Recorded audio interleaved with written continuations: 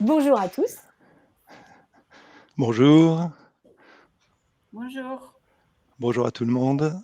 Bonjour à tout le monde. Alors, vous avez normalement un chat. Voilà, exactement. Je vois que Benoît. Bonjour Benoît.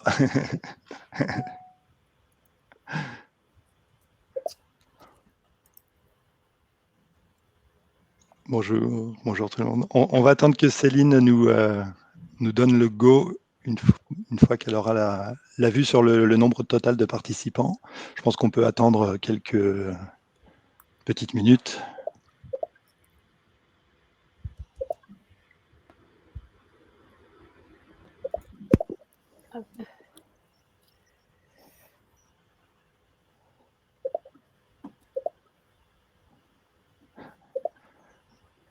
Il y a quand même pas mal de monde. Je crois que c'est une petite nouveauté, le webinaire qui commence à 10 heures. On avait une petite inquiétude, mais apparemment ça va. Le digital se lève tôt.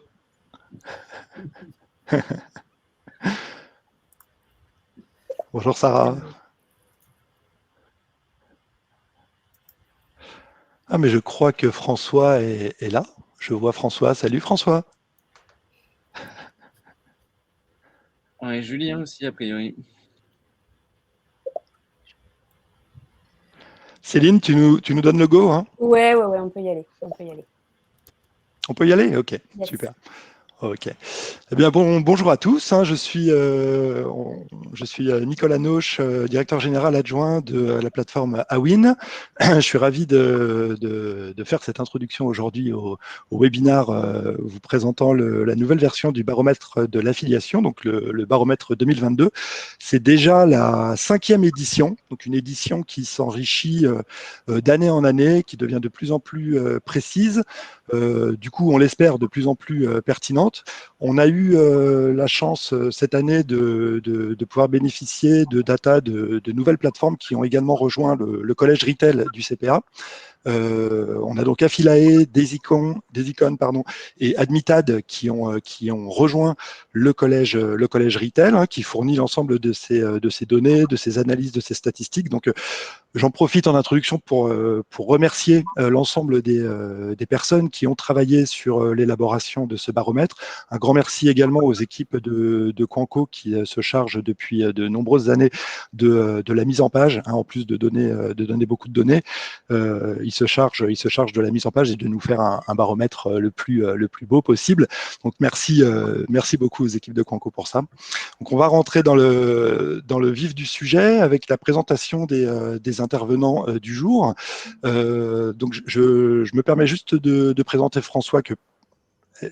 Est-il nécessaire de présenter François, qui est le PDG patron de Definity, également président du CPA, et qui normalement nous fera l'honneur de participer à la conclusion, de faire un petit mot en fin de webinaire.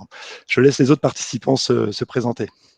Bonjour à tous, c'est Alexandre Dos Santos, je suis un des fondateurs du coup d'Affilae et je viens de rejoindre, comme le disait Nicolas, cette année le CPA et contribuer à cette 5e édition du webinaire, et j'aurai l'honneur tout à l'heure de vous parler des chiffres qui ont évolué très positivement, on verra, sur cette nouvelle année 2021 pour notre secteur d'activité. Je laisse la parole à Nicolas qui s'est déjà présenté du coup à Federica.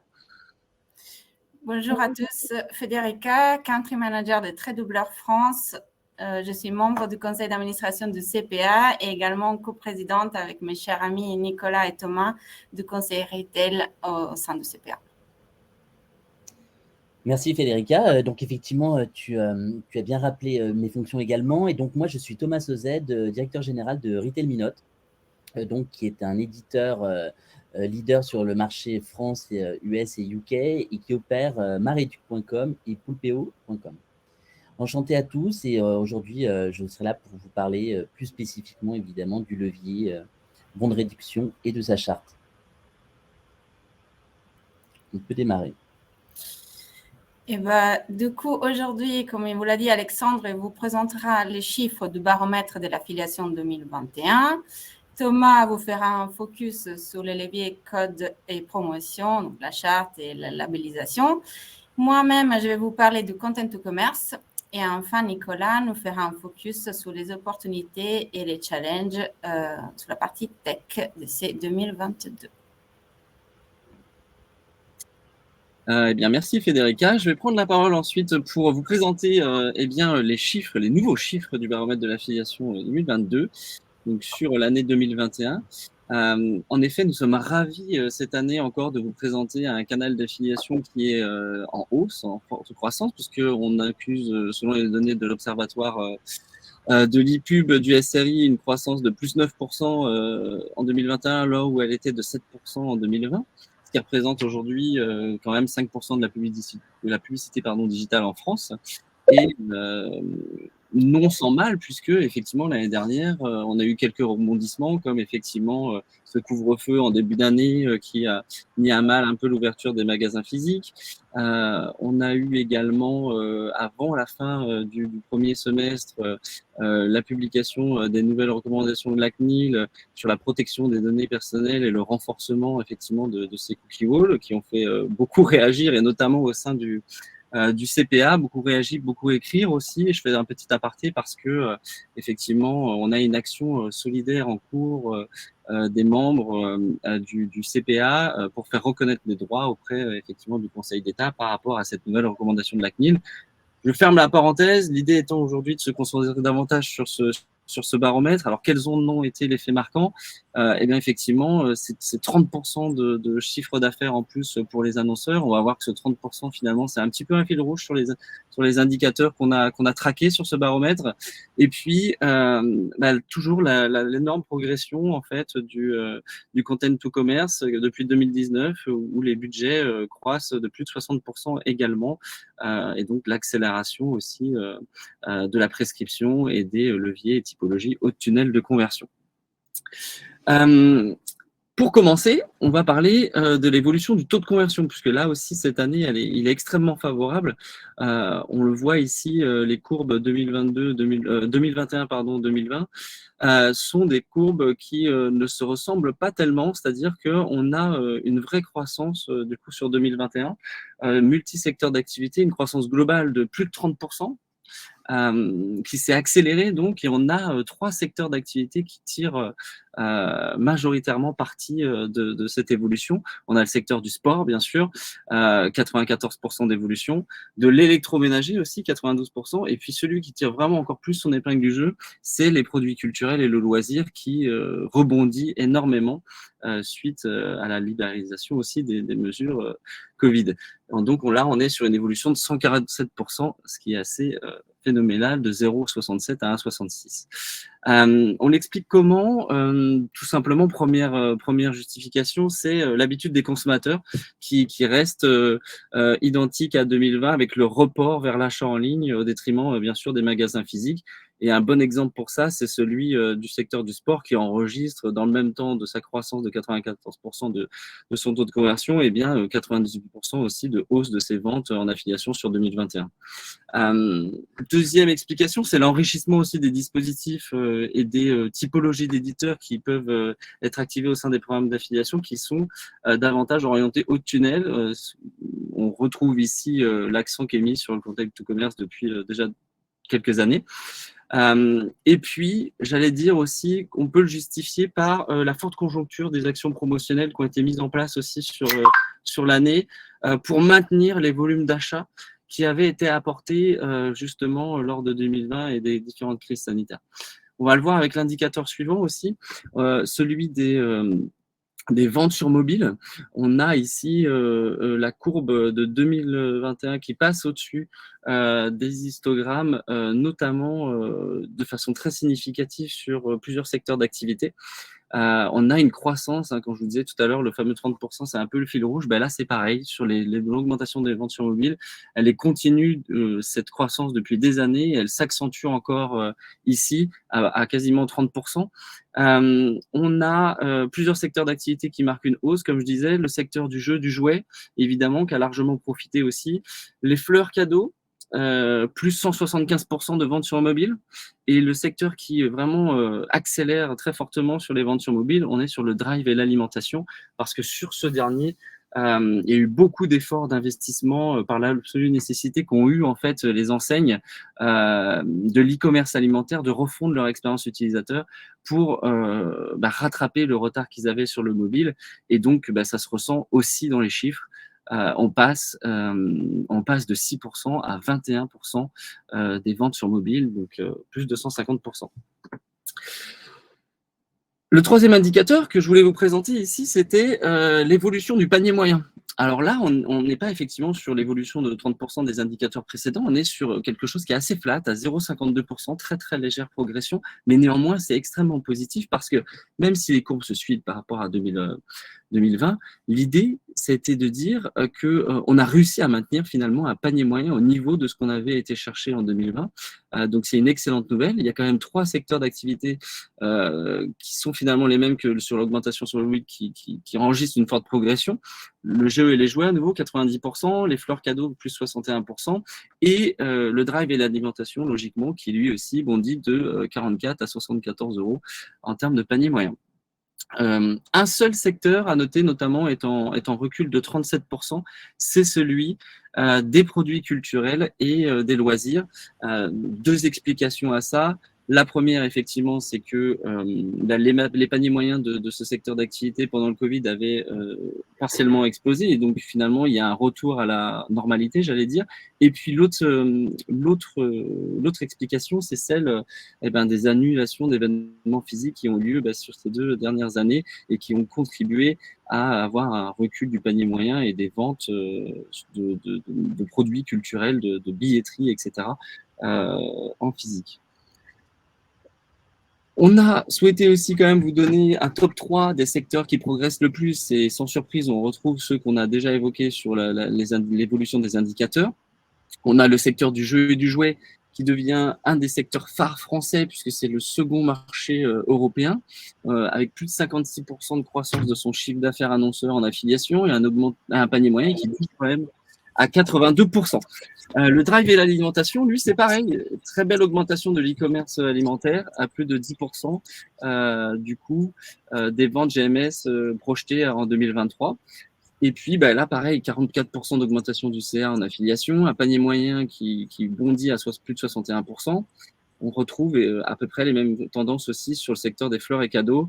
Les ventes sur mobile, on l'a vu tout à l'heure, plus 175%, c'est assez exceptionnel. 63% de CA en plus, et effectivement un panier moyen qui passe à 87 €, là aussi. Donc un secteur qui finalement continue d'accélérer, j'allais dire de s'envoler aussi sur 2021. Je laisse maintenant la parole du coup à Thomas. Merci beaucoup Alexandre. Alors effectivement, le levier code et promotion, on le connaît bien depuis de très longues années. Comment peut-il être toujours plus vertueux pour les annonceurs et évidemment les clients finaux? Eh bien, tout simplement, c'est avec un engagement total autour de la qualité de ce levier. C'est vraiment l'objectif qu'on poursuit depuis de nombreuses années désormais au CPA. C'est vraiment la valorisation de ce levier qui est parfois un petit peu décrié par certains annonceurs. D'autres annonceurs l'embrassent volontiers et avec succès depuis nombreuses années, mais on sait qu'on avait encore du chemin à faire. Comment le faire? Eh bien, d'abord, il faut se fédérer autour de ce levier. Il faut vraiment concerner l'ensemble des parties prenantes pour améliorer la qualité durablement. Et c'est vraiment ce qu'on veut vous présenter aujourd'hui. Donc, premier point, il faut une représentativité complète sur le marché français. Et comme vous l'expliquait Nicolas avec les 3 plateformes qui nous ont rejoints encore cette année, on a désormais vraiment l'ensemble des plateformes affiliation qui représentent le marché français, qui opèrent sur ce marché. Et à ceci s'ajoutent donc 25 signateurs, éditeurs, qui représentent plus de 95% du marché en France. Donc là, vous en voyez l'ensemble des marques. Pour nous, c'est vraiment important parce que sinon, on ne serait pas crédible pour pouvoir porter ce message de qualité et évidemment pour pouvoir mettre en œuvre une charte, donc la charte de qualité du bon de réduction du CPA, donc qui est vraiment l'affiliation directe de la charte qualité lead email. Et vous voyez, c'est des choses très impliquantes pour les signataires. C'est 4 objectifs principaux. 1, s'assurer qu'on va travailler et proposer un trafic de qualité. Donc, on fait vraiment la chasse à l'ensemble des mauvaises pratiques qui pourraient concourir à baisser la qualité de ce trafic. En deux, on observe un ensemble de règles pour la diffusion des contenus, donc en accord avec les annonceurs, en accord avec les plateformes. Évidemment, l'éthique dans nos pratiques est au cœur. Et en dernier lieu, tout l'intérêt est vraiment de respecter le choix des annonceurs, le choix des contenus exclusifs. Et tout ça, c'est vraiment pour garantir cette fameuse qualité du levier pour les annonceurs, pour les consommateurs. Aujourd'hui, on voit quand même clairement un effet positif pour les consommateurs qui reviennent de plus en plus fréquemment sur ce levier bon de réduction. Et on pense réellement pouvoir vous dire aujourd'hui que c'est parce qu'on a engagé un vrai chantier de qualité. Ce chantier, ce n'est pas juste des mots, ce n'est pas juste la signature d'une charte, c'est aussi la mise en œuvre d'un contrôle de cette qualité, et ceci de manière permanente. On a choisi au CPA de le faire avec un tiers de confiance, évidemment encore pour vous apporter, à vous annonceurs, une vraie garantie de notre engagement. Ce tiers de confiance Euphonie, c'est près de 16 000 tests effectués juste au cours du dernier semestre. Et on a continué la même chose sur ce nouveau semestre. Donc, vous voyez qu'on parle vraiment d'un grand nombre de tests par éditeur. Donc, chacun est contrôlé. On contrôle à la fois leur contenu, le respect des pratiques, et on sanctionne en tout état de cause. Qu'est-ce qui est contrôlé? Pour faire simple, on cherche l'exactitude des offres. Déjà, c'est un des premiers points absolument clés.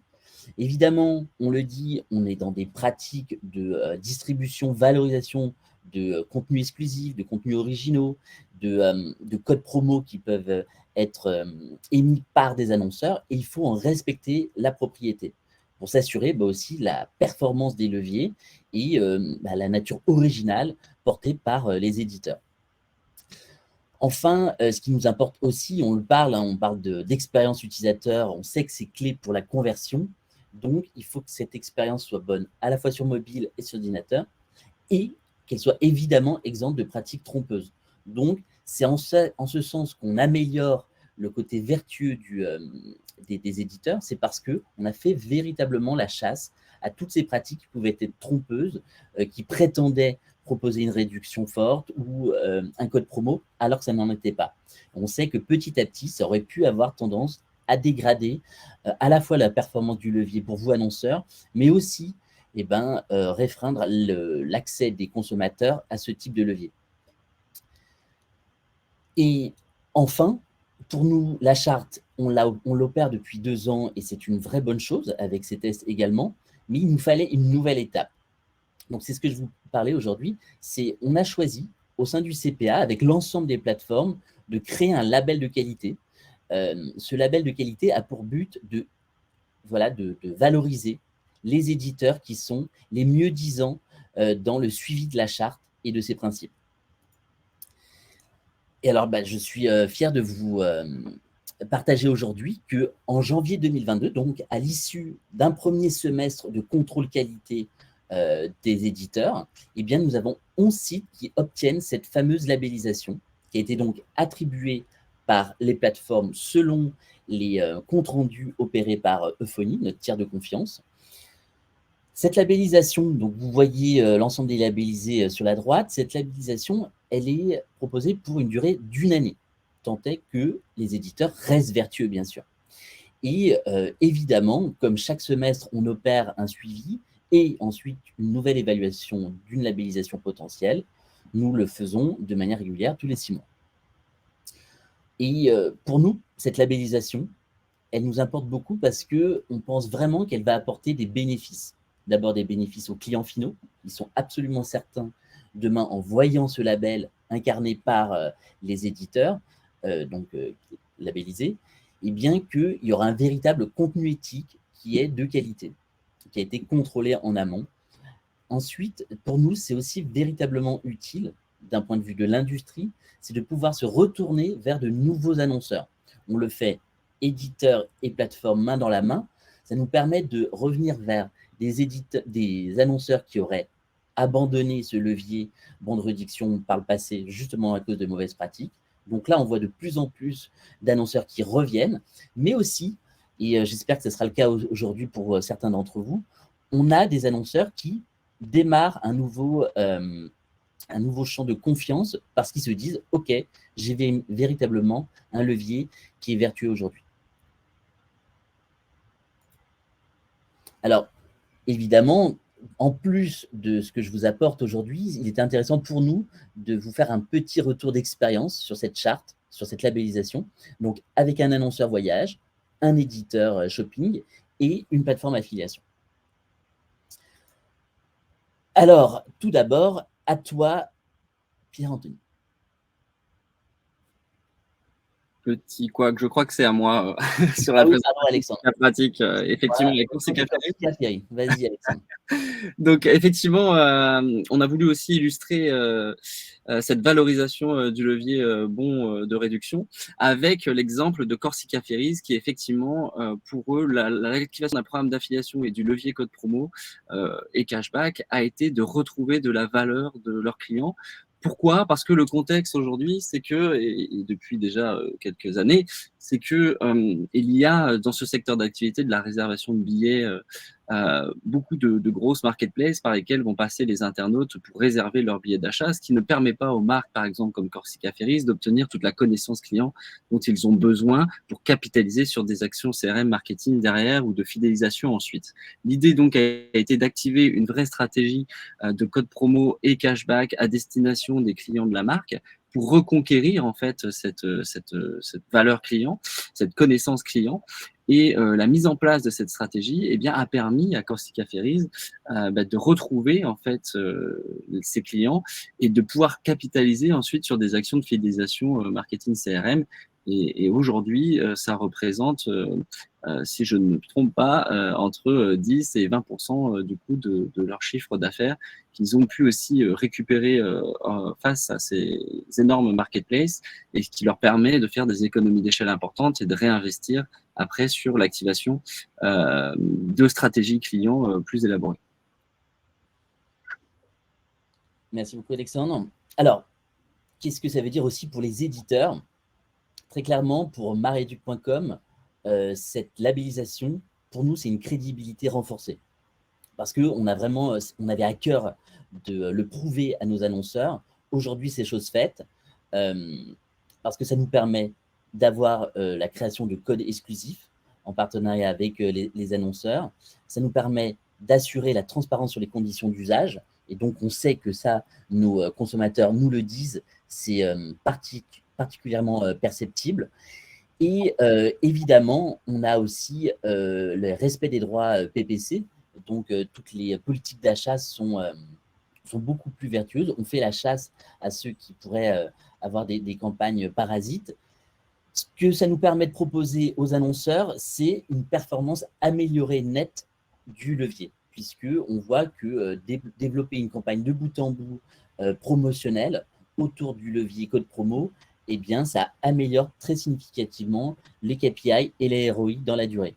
Donc, on entend bien poursuivre cette crédibilité et rester focus sur cette qualité. Et bien maintenant, concluons sur ce choix évident du levier bon de réduction avec toi, Julien.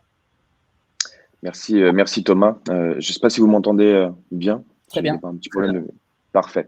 Bon, dans un premier temps, moi, je tiens vraiment à remercier le CPA et tous les membres qui ont participé à la rédaction de cette charte bon de réduction qui était capitale pour tous les acteurs du marketing à la performance. Voilà, je suis très content aujourd'hui de pouvoir en parler. Sachant que ça fait quelques mois, voire maintenant quelques années qu'on travaille sur le sujet. Tu l'as dit, Thomas, le levier bon de réduction a longtemps été décrié, a souffert en fait de mauvaises pratiques de la part de certains éditeurs. Et là, et du coup, pour conséquence, on a eu un rejet de ce levier par certains annonceurs. Donc en fait, l'idée par cette charte cette labellisation sur les éditeurs ciblés va permettre trois choses. La première, c'est de pouvoir recollaborer avec des annonceurs qui ne vous souhaitez plus travailler avec ce levier-là. Les annonceurs qui travaillaient uniquement avec un ou deux partenaires, c'est surtout pouvoir leur ouvrir le champ des possibilités et travailler avec tous les labellisés. Et pour ceux qui bossent avec l'ensemble des éditeurs, c'est de bosser encore plus et donc d'aller plus loin dans le développement du business aujourd'hui. Voilà. Donc encore une fois, cette charte arrive au bon moment pour tout le monde, pour tous les acteurs. Merci beaucoup, Julien. Et bien voilà, j'espère que vous en savez désormais nettement plus sur cette charte BR, sur notre engagement, nous, au CPA, nous, aujourd'hui, acteurs de l'affiliation, pour vous, annonceurs. Passons sur le troisième focus, Content to Commerce. Merci, Thomas. Alors, Content to Commerce, ça fait un moment qu'on en parle, mais les Content to Commerce méritent un nouveau focus cette année, car ça devient de plus en plus un des protagonistes de l'affiliation. Pour ceux qui ne sauraient pas qu'est-ce que c'est les Content to Commerce, pas encore, ça a été créé par les sites médias et c'est tout simplement la vente des produits ou des services d'ailleurs via des articles ou des guides d'achat, des comparatifs produits ou encore des revues produits. En gros, c'est de la création de contenu pour présenter les produits dans lesquels le site il va placer ses liens traqués et l'internaute peut directement cliquer et accéder au site de l'annonceur et acheter les produits. Par exemple, là, je vous ai mis un petit comparatif de produits Mango. Donc, c'est un petit carrousel dans lequel les internautes ils peuvent voir les produits Mango. Alors, pourquoi déjà ça marche côté internaute? Parce que pendant la crise sanitaire, du coup, on a été obligé pendant un bon moment, je pense que tout le monde se rappelle, à acheter sur Internet puisqu'on ne pouvait pas sortir de la maison. Donc, la consommation, effectivement, elle est devenue de plus en plus digitale. Et elle est restée d'ailleurs de plus en plus, elle est restée digitale. Et du coup, les personnes, ils achètent beaucoup plus sur Internet maintenant. Du coup, les personnes besoin d'être inspirées via les sites de contenu et ils ont aussi besoin souvent de comparer les produits et c'est là où les guides d'achat deviennent très intéressants.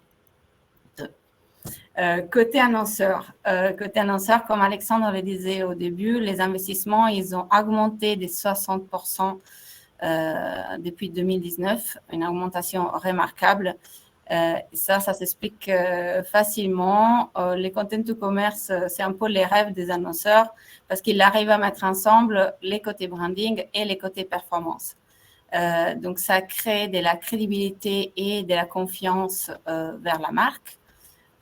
Ça aide énormément les côtés SEO.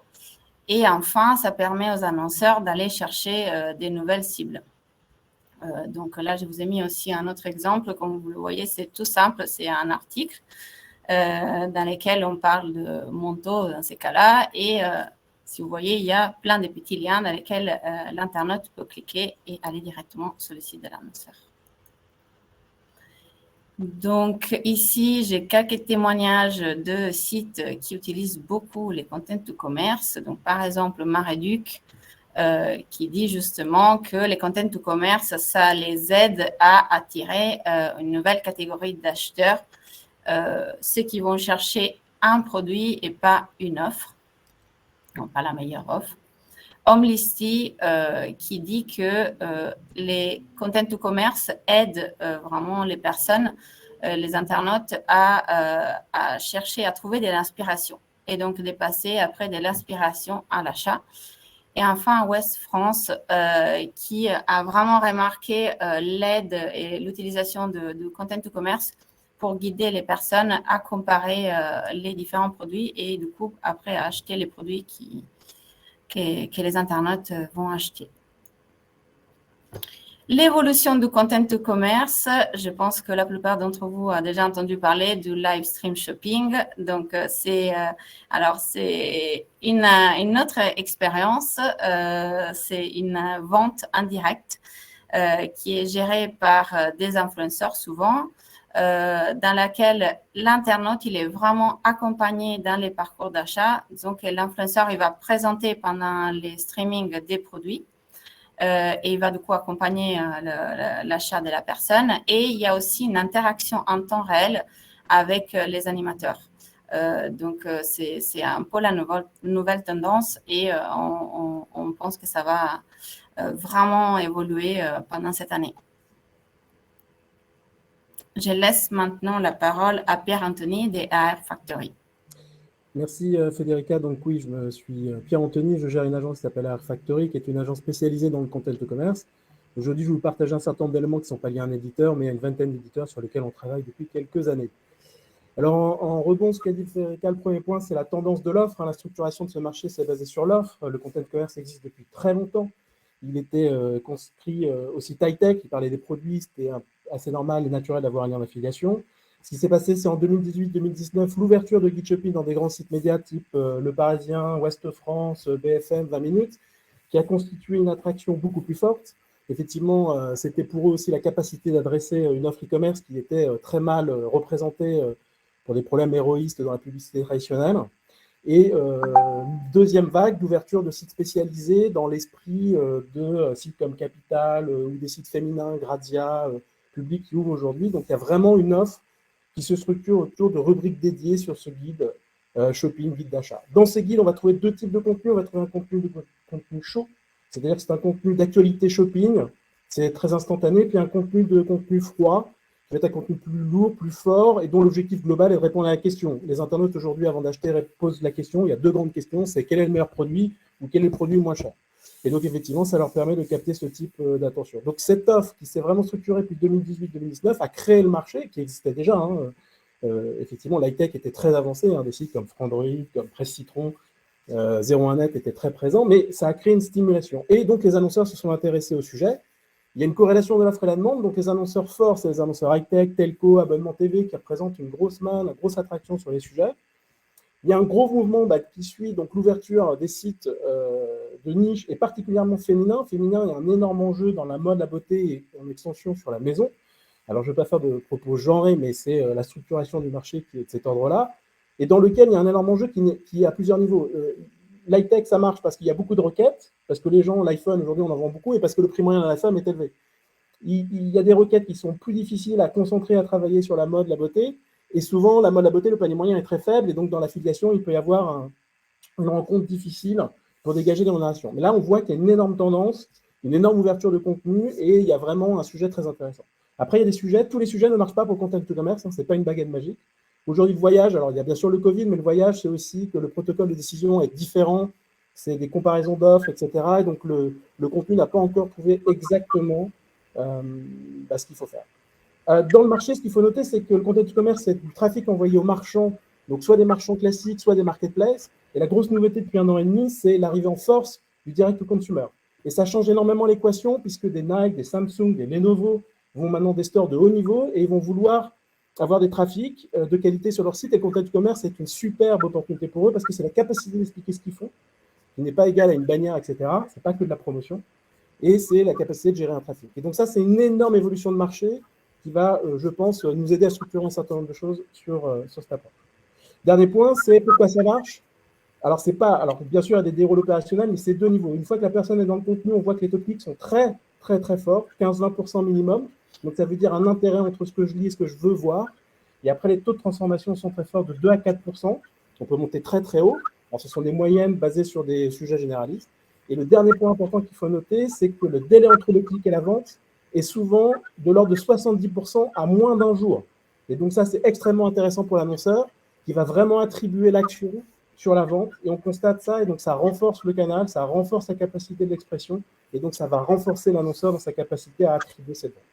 Voilà un petit peu les tendances du content to commerce aujourd'hui, qui est un marché très jeune, et il va sûrement avoir de nouvelles tendances. Live shopping en est une, il va avoir de nouveaux outils, de nouvelles comparaisons, donc c'est un marché où je pense qu'on en reparlera prochainement. Voilà pour moi. Merci Pierre-Anthony. On laisse la parole maintenant à Nicolas qui va nous faire un focus technique, opportunité et challenge. Vas-y, Nicolas. Ouais, merci Federica.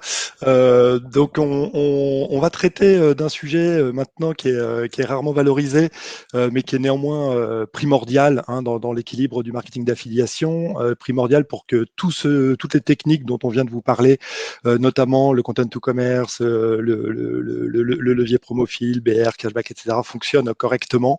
Hein, et ce sujet, c'est évidemment la partie technique qui est un petit peu moins sexy que tout le reste, mais qui est néanmoins capital hein, pour que l'ensemble de la relation éditeur-annonceur-plateforme fonctionne correctement et sorte de la pleine puissance en fait de son potentiel.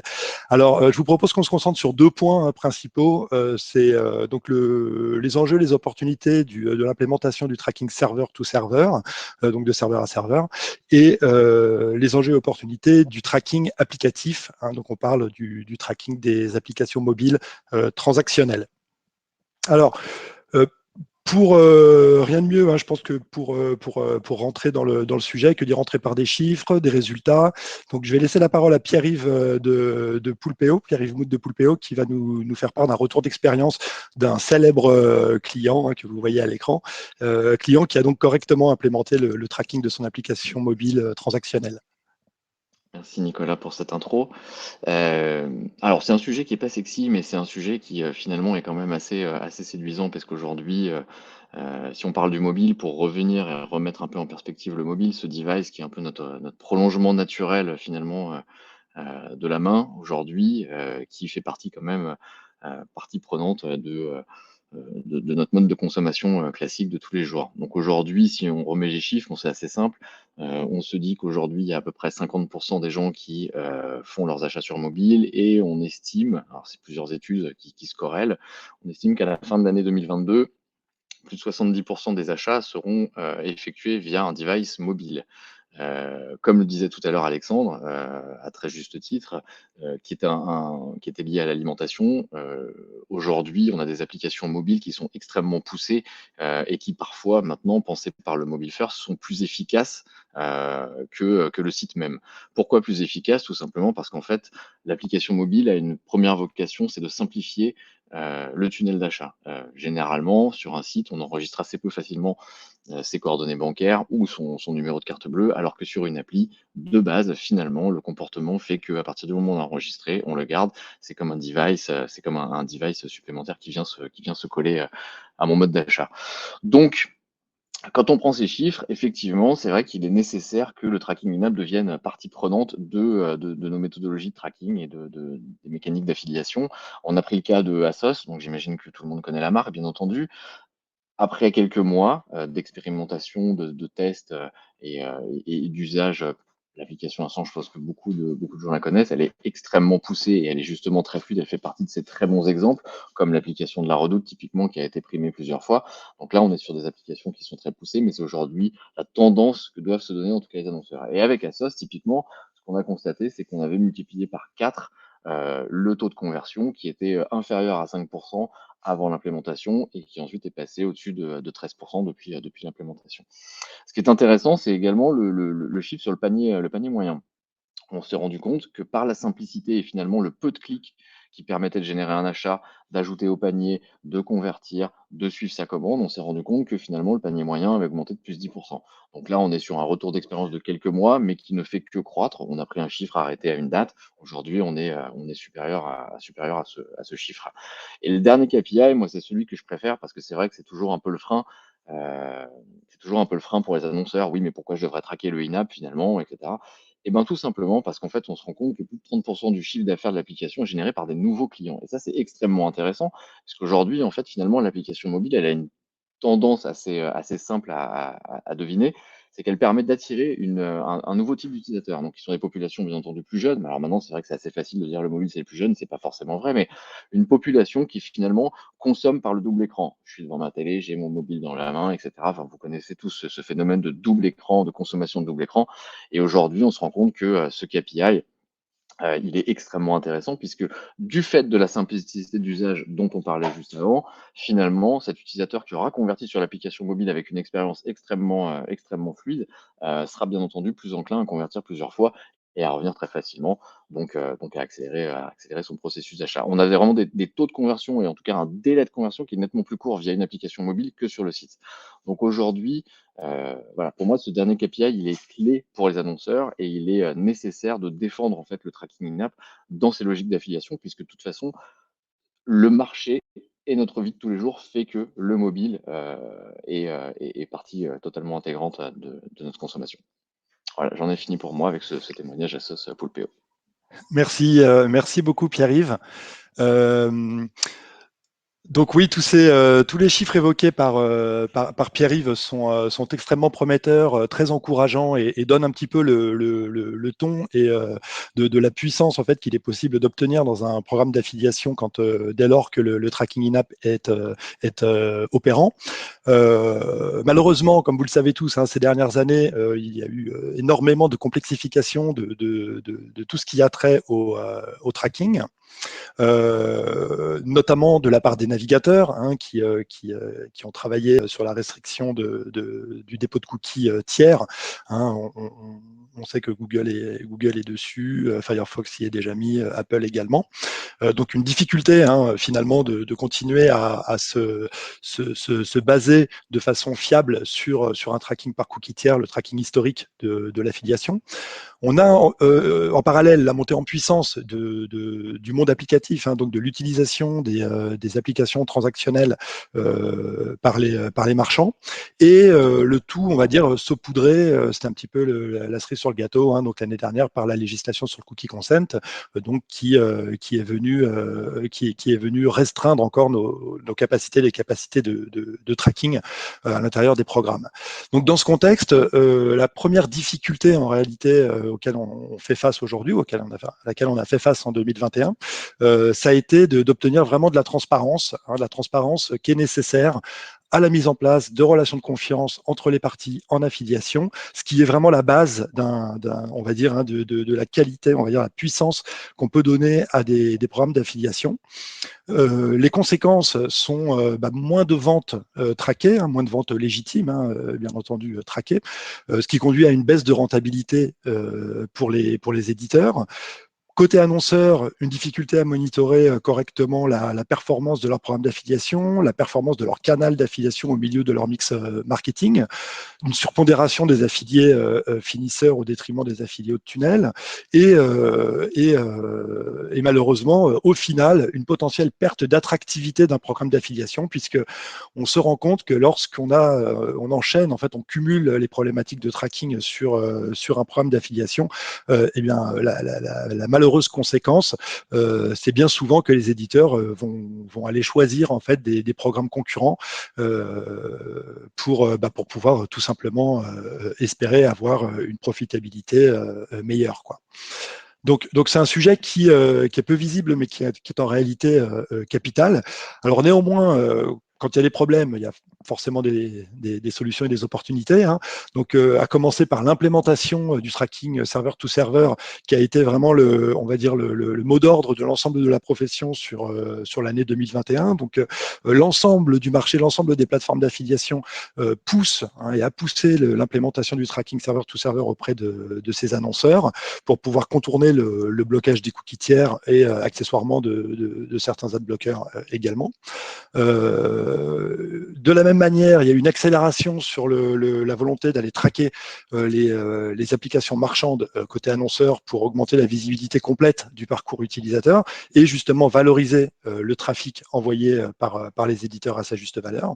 Et enfin, agir sur le conseil en collecte, sur les modes de collecte du consentement auprès des annonceurs. Donc ça, le CPA, vous avez très très certainement vu passer l'ensemble des webinars et communications. Le CPA est très très actif sur ce sujet et depuis plus d'un an maintenant tente de faire de la pédagogie, de l'éducation du marché, des annonceurs, des éditeurs, de l'ensemble des partenaires pour pouvoir améliorer les méthodes de collecte du consentement. Donc là, on parle de gabarit de bandeaux, de fréquence d'affichage, etc. On a la chance en tant que plateforme d'affiliation d'avoir une vue assez holistique en fait. On travaille avec des milliers de programmes d'affiliation, donc on a des statistiques intéressantes sur les bandeaux qui performent, les méthodes d'affichage qui marchent mieux que les autres, etc. Donc, c'est toute cette matière qui est redescendue et qui est communiquée aux annonceurs pour pouvoir améliorer les taux de consentement côté marchand. Alors, dans le détail, hein, pour les bénéfices du tracking serveur-to-serveur, un des principaux bénéfices, bien évidemment, c'est donc de pouvoir s'affranchir en quelque sorte du tracking par cookie tiers, donc de pouvoir mesurer beaucoup plus de ventes légitimes sur le desktop, mais également, ça facilite l'implémentation du tracking mobile, puisque le tracking in-app dont on parle depuis tout à l'heure, c'est un tracking basé sur du serveur-to-serveur. Donc, dès lors qu'un annonceur a implémenté le serveur-to-serveur sur son programme d'affiliation classique desktop, on va dire, ça nous facilite la mise en place du tracking in-app. C'est également un bon moyen de protection contre toutes ces tactiques un peu frauduleuses de Black Hat basées sur les cookies tiers, hein, puisque par définition, les cookies tiers sont inopérants. Donc, ça nous permet on va dire, de cleaner, hein, en quelque sorte, de nettoyer un petit peu cette partie qui peut y avoir sur certains programmes d'affiliation parfois. Ça atténue la menace de toutes les nouvelles itérations, évolutions du blocage par navigateur, hein, qui évolue constamment et qui évolue constamment vers le sens du blocage des cookies. Et enfin, la petite cerise sur le gâteau, hein, c'est que le tracking n'est pas interrompu si l'utilisateur ferme la page de confirmation de commande avant l'appel des tags plateformes, puisque vous savez que bien souvent, les tags plateformes sont chargés en bas de page, donc en fin de page de confirmation de commande. Donc, si l'utilisateur est un peu pressé et ferme trop rapidement sa page, il se peut que le tracking cookie ne fonctionne pas, donc que l'appel ne remonte pas. Avec le serveur-to-serveur, la réconciliation se fait, donc on est en capacité de remonter la vente plus facilement. Concernant le tracking app-to-app, hein, et son importance, donc on a vu l'importance et toute la richesse que ça pouvait apporter à l'intérieur d'un programme d'affiliation. Malheureusement, aujourd'hui, on constate qu'à peu près une application sur 5, donc 20% des applications seulement sont correctement traquées au sein d'un programme d'affiliation. C'est directement du manque à gagner pour les éditeurs et, comme je le disais, une mauvaise lecture de la performance du programme d'affiliation dans son ensemble pour les annonceurs. Donc, on a beaucoup de travail à faire en 2022 d'éducation et d'implémentation technique, hein, de travail technique à réaliser pour corriger cette situation. Les bénéfices, hein, ou plutôt les conséquences de l'absence d'un tracking in-app, je vous les ai rassemblés, résumés, sont au nombre de 4, hein, donc une perte d'attractivité, on en parlait, hein, pour les programmes d'affiliation. Donc là, malheureusement, certains éditeurs ont tendance et c'est naturel, hein, à prioriser des programmes d'affiliation qui proposent le tracking in-app pour pouvoir avoir une meilleure profitabilité. Une expérience utilisateur aussi qui est incohérente, hein, puisque les éditeurs vont avoir tendance à renvoyer leur trafic vers le site mobile et pas sur l'application, puisqu'ils auront le bénéfice des ventes générées sur le site mobile qui est correctement traqué, hein, si l'application ne l'est pas. Donc, côté utilisateur, alors que l'utilisateur peut avoir l'application mobile installée, du marchand installé sur son téléphone, il sera renvoyé vers le site mobile. Donc, l'expérience est un peu incohérente.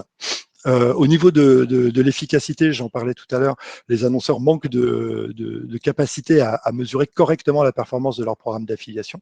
Et enfin, ça se traduit malheureusement en bout de course par un impact sur la rentabilité même du programme, puisque comme le disait Pierre-Yves, les KPI de performance au sein de l'application sont bien meilleurs que sur le site. Les taux de conversion sont meilleurs, les paniers moyens sont plus élevés, l'expérience d'achat favorise en fait la dépense sur mobile. Donc, se priver de la capacité des éditeurs à envoyer du trafic massivement vers l'application mobile, c'est directement un manque à gagner en revenus pour les annonceurs. Voilà, j'en ai terminé pour ma partie. Je crois que je redonne la parole à Federica. C'est bien ça, merci Nicolas. Alors, merci à tous les participants qui ont été avec nous ce matin. Un grand merci au CPA et en particulier au Collège Héritel dont je fais partie et qui est à l'origine de ces baromètres, qui est désormais devenu incontournable pour l'univers de l'affiliation. Un énorme merci à tous les intervenants de ces webinaires que j'espère qu'il a été intéressant pour vous comme ça a été pour nous. D'ailleurs, pour ceux qui n'ont pas encore lu les baromètres, vous pouvez directement aller sur le site du CPA et le télécharger. Les CPA, pour ceux qui ne le savent pas, c'est les collectifs pour les acteurs de marketing digital à la performance. Il est formé à la fois par des éditeurs et des prestataires. Nous sommes très engagés pour réguler les marchés via des chartes de qualité labellisation, comme vous l'avez vu, informer les membres sur les meilleures pratiques de l'acquisition digitale, assurer la mise en œuvre de l'application du cadre légal, comme il a rappelé Nicolas, par exemple les recommandations de la CNIL, représenter les droits et les intérêts de nos membres, et enfin, le plus agréable, toute la partie networking et les événements que nous organisons. Donc, si jamais vous ne faites pas encore partie du CPA, n'hésitez pas à aller sur le site ou nous demander directement des informations pour nous rejoindre. Alors, je pense que maintenant, il y a déjà quelques questions qui ont été posées. C'est le moment, si vous avez des questions, de les poser sur le chat. Il y a Hakim qui demande comment on explique que le panier moyen d'achat est plus élevé sur mobile que sur desktop. Je pense qu'on y a répondu avec Pierre-Yves.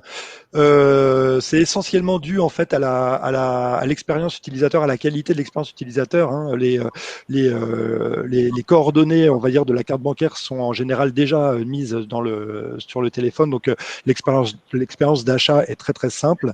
Et les recommandations également pour upseller le panier se font beaucoup plus naturellement sur le mobile, ce qui fait qu'il y a une plus grande facilité pour l'utilisateur à acheter. Donc il met plus de paniers. Très souvent, il met plus de paniers dans son de produits dans son panier, tout simplement.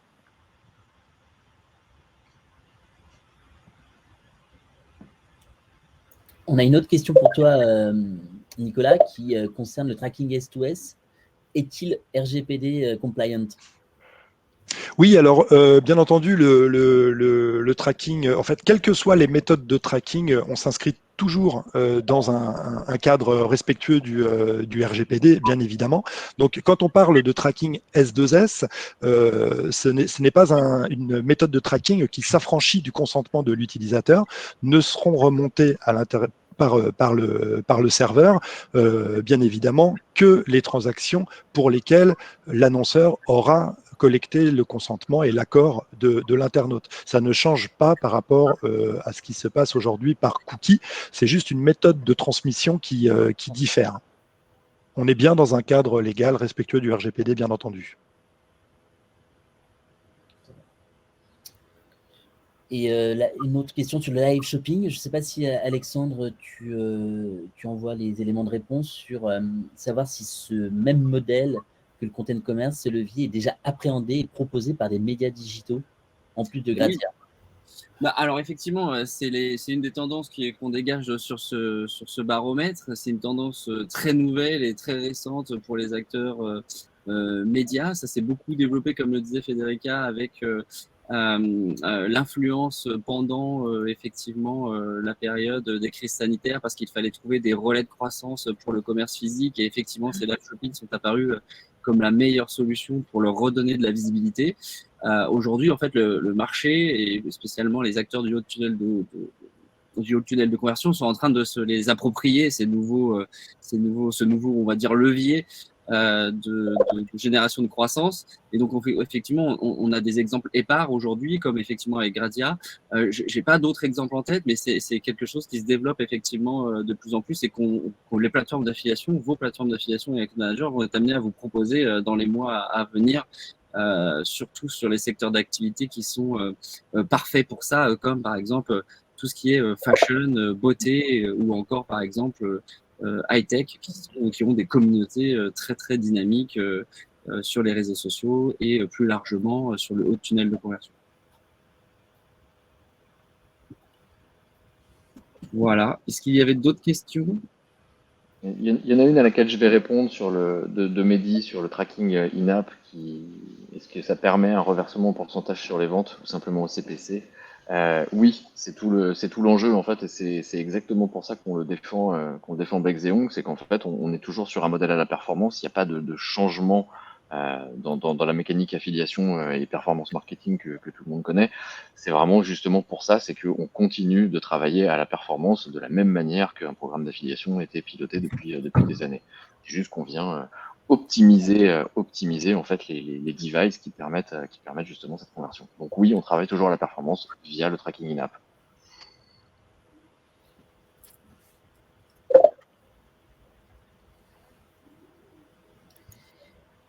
Eh bien, écoute, je dirais que, sauf si on a une ultime question, on est bon pour ce webinaire. On est ravis de vous avoir tous accueillis, toutes et tous accueillis aujourd'hui.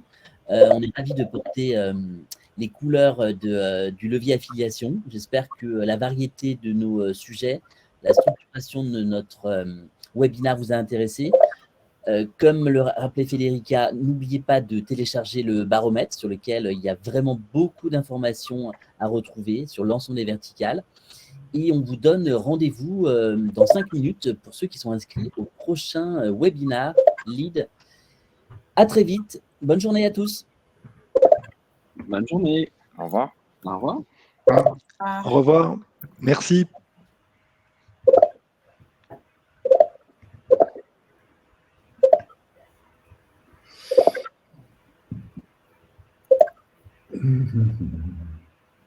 Bon, bah, c'était bien, bravo. Merci François. C'était intéressant. Attends. Comment? Non, c'était bien. Si ça vous va, moi, je vais terminer l'événement pour pouvoir me brancher sur l'autre. Oui, tout à fait. Il y a encore pas mal de participants. Absolument. Les gens finissent leur verre. Je vous laisse, je termine l'événement. Merci à tous. Merci Salut. beaucoup. Au revoir.